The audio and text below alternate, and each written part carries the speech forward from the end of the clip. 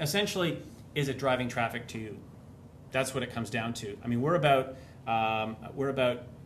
getting leads into your pipeline so that you can make business. And essentially, if it's doing that, great. If it's not doing that, then there's something wrong, obviously. Question though, can you ask to screen the So- designer as to whether they know what they're doing on that part, marketing back end of coding? So once again, if there's any web designers here, I'm not trying to upset you or anything like that. It's a skill set. It is. It's very much a skill set and stuff like that. There's good ones and there's bad ones, right, is what it comes down to.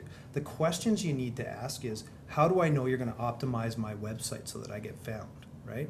And what have you done in the past? How do you drive leads to your other clients' websites?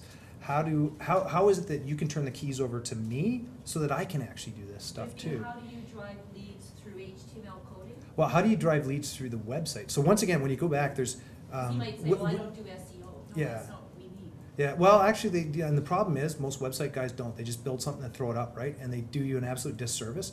They create a pretty site, but they don't create something. Once again, it goes back to your website should be a lead generating source, right? It should be driving leads.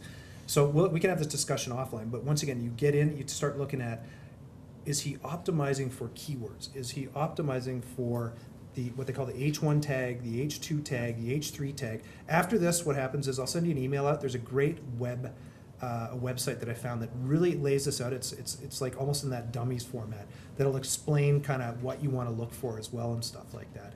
And it'll answer all those questions And for you. here's one other thing I would say, and I'm a firm believer in if you're going to go and pay someone to do something for you, they should be giving you the keys in order to be able to manipulate it.